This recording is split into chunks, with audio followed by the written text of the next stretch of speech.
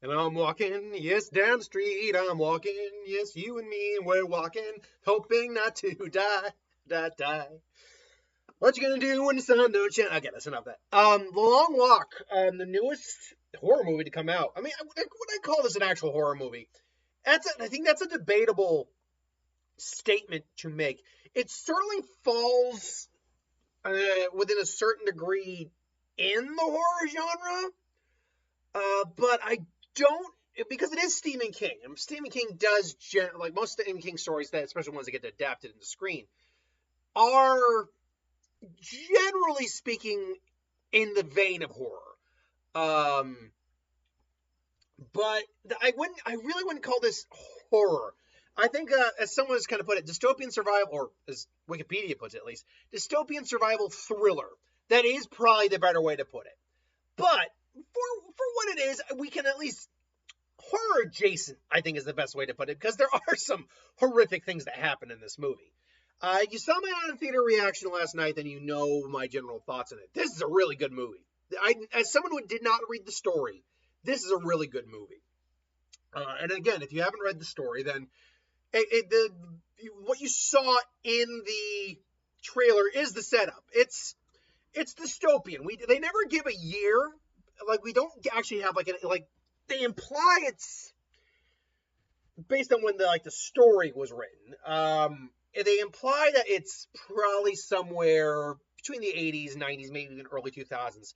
There doesn't seem to be much in terms of the way of like digital tech. Like the cars we see being driven are pretty low tech, and the way they're broadcasting this is by using cameras that are on the tanks or at least the military vehicles that are on there. They do have trackers, but the trackers don't seem to be digital, at least not in a very advanced sense. But essentially, there's been some sort of war. There was an economic collapse, and so whatever the whatever powers that be took over created essentially kind of a Hunger Games scenario. And this came out before the Hunger Games, where okay, a lot is drawn every year, one kid from each state. It does only specify young men. That I found interesting, that there are no women in this, or that are pulled for this. A walking contest along is held annually. Participants known as a walker simultaneous speed of at least 3 miles or risk execution if they slow down. The contest ends when only one, the last walker remains alive, which they receive the prize, allowing them to get whatever they want. Um, so that's the general gist. And for such a simplistic idea, they do a lot with his story, because if Stephen King can do one thing well, it's he creates characters and conversations really well. His world logic is not always, the sound.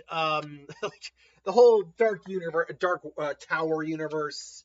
Um, it's great. There's a lot of great stuff in there, but his universe does get convoluted when it comes to the expansion of it. But what he does well is making you care about characters, making you get invested in characters. Even minor characters who are not the main focus of the story get their time to shine. And I mean, the main story here is following basically two guys, but there's a small group of them that they kind of just like get to know each other. They call themselves the Musketeers. There's Raymond, there's Garrett, who's number 47, who's like the main kid. David Johnson, Peter, who was the android in the synthetic in Alien Romulus. I tell you right now, I'm looking forward to this guy's career, man. He just has an energy about him. He's got a charisma about him. I really liked him in Alien Romulus. I loved him in this movie. There's Stebbins, Arthur. There's a couple of them. Hank. Like there's a couple main ones that you follow, but then there's also these minor characters we kind of get to know along the way to whatever degree, um, and you get to know. And what works about this is even the characters you kind of don't like, you start to sympathize with. There's a moment where someone inadvertently gets someone killed, and you do blame them, like them, like everyone else, you blame them until you later start really talking to this character and realize exactly what that did to them. Like and they're like, oh wow, like they raise a lot of problems. Like not even philosophical, just like logistic questions. Like, oh, you're on a long walk, you don't stop, you don't get breaks. That's not true. You can technically take a rest like for like 30 seconds every 3 hours. It's a warning, but technically you can use that to your advantage. Um, but yeah. So anyway. But yeah, like Lizzie's like bodily functions. How does that work on there? Well, they answer both of them, and it gets pretty gross. Um, yeah. So they answer a lot of those things, or they address a lot of those kind of ideas. But also, just like, why would you want to be a part of this? What's the system? And do you even have a choice in participating in this? Really, it's questions that a movie like this would, like someone watching this would ask, really, and they answer them to some degree and to whatever degree in the movie. And look, this is a movie that works best to let me rephrase that sentence. This movie is best categorized as a slow build. It's not a slow burn. It's a slow build movie. It's not even slowly paced. It's just a build-up movie. And it's not even like super action sequences happening. Like there's one kind of action sequence in the middle of the film involving going up a hill. But that's about it. And like I said before, what they did something really interesting where they gave you basically an opening credit sequence. Not even opening credit sequence, an opening title sequence. And I haven't seen a lot of opening title sequences in films lately. But literally, you don't get the title, which we all know the title, but you don't even get the title of the movie until the first kid goes down. And it's unfortunate, but man, when that first kid goes down, it is kind of horrible. But yeah. And most of these kids, unfortunately, obviously, the majority of them do die. But there's not a lot of nuance with how they die, but like it's still horrifying. They don't skimp on watching a kid get his head blown off. Well, not maybe blown, but having a bullet go through their head. Like they do not shy away from that, which makes me wonder. And again, I don't know. I didn't read the original book. Is there a reason only guys are participating in this, and not women? Maybe because they didn't want to do like violence towards women or something. Like even Stephen King like avoided, even though there's a lot of violence in a lot of his books towards women. I imagine that would have been something that he wouldn't have wanted to write.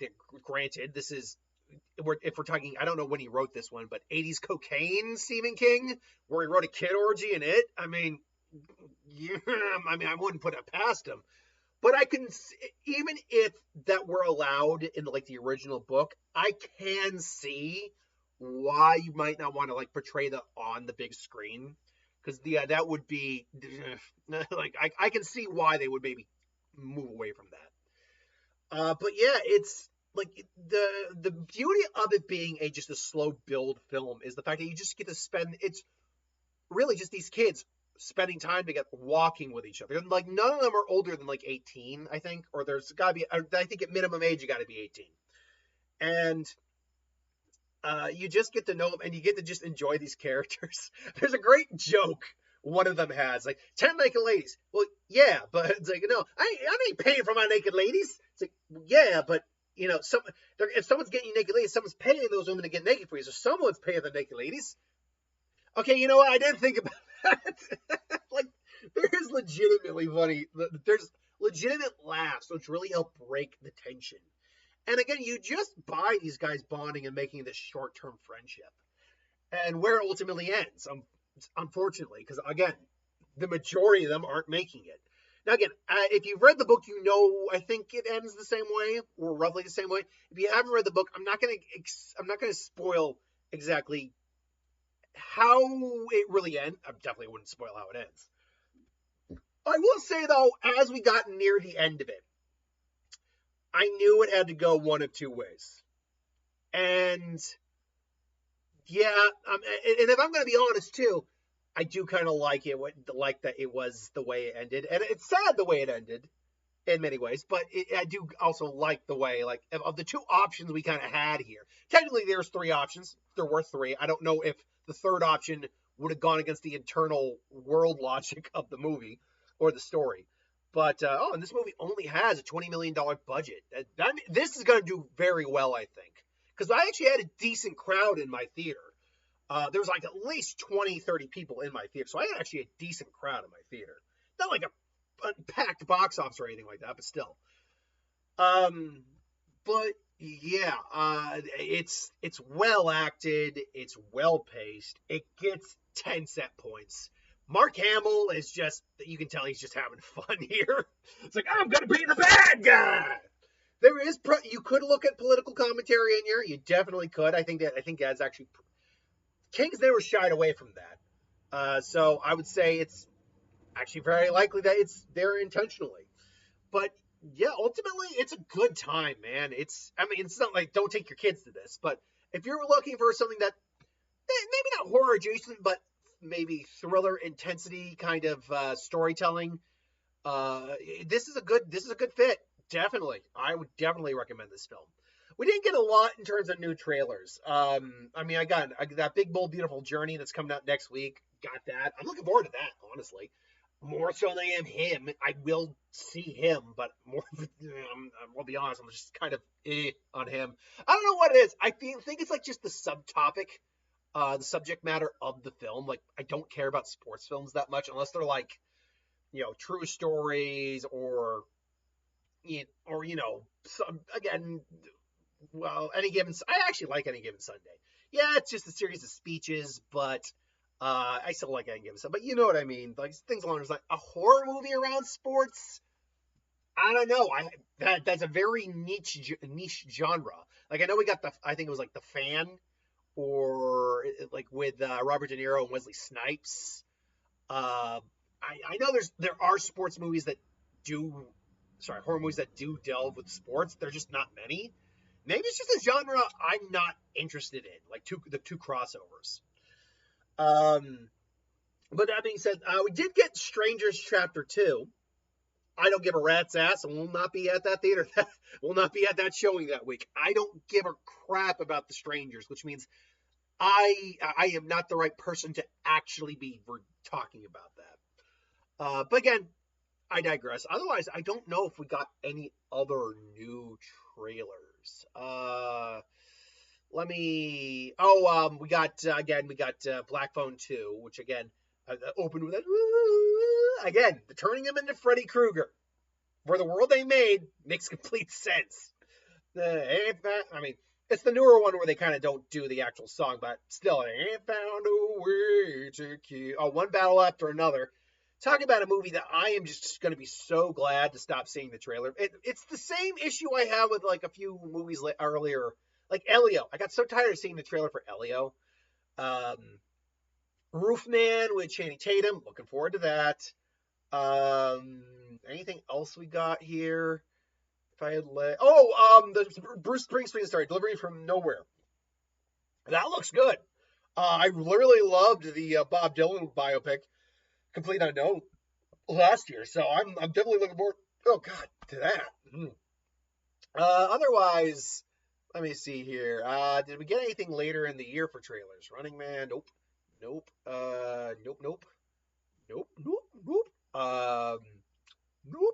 It's the son of the police. But no, seriously. Yeah, nothing. Didn't even get an Avatar trailer attached to this thing, which is fine. This wouldn't have been the trailer to put attached to it anyway. Still waiting for us to get a trailer about Anaconda. Still waiting on that. It's supposed to come out Christmas Day. So, yeah, I'm holding out hope that this thing isn't going to get delayed. Because I do want to see a comedic Paul Rudd, Jack Black Anaconda movie. But otherwise, yeah. Let's move over to next week. What are we seeing? What's coming out next week? We got Big Bold Beautiful Journey. I do want to see that. It actually feels almost like straight out of an anime, to be fair. Like the plot, these two people kind of lost souls to some degree, but kind of connecting to find this door and keep finding these doors that lead to parts of their past, and so they can kind of heal and recover. I do like that as an idea. And Him, which I will go see because I have seen all the other Jordan Peele stuff. And then following week we'll get One Battle After Another, which is the only thing I'll be seeing that week because that's Strangers Chapter 2 week and Gabby's Dollhouse. On my life, I would rather see Strangers Chapter 2 than Gabby's Dollhouse. And I have sat through the Paw Patrol films. So, yeah, no, that will not be happening. Sorry if that was on the list of the things people wanted me to see. So yeah, ultimately, that's right now. Whoa, good movie. Another good Stephen King adaptation. Like rating on Rotten Tomatoes for Stephen King, so that's impressive. But until then, thanks for watching. Hope you enjoyed. See you next time.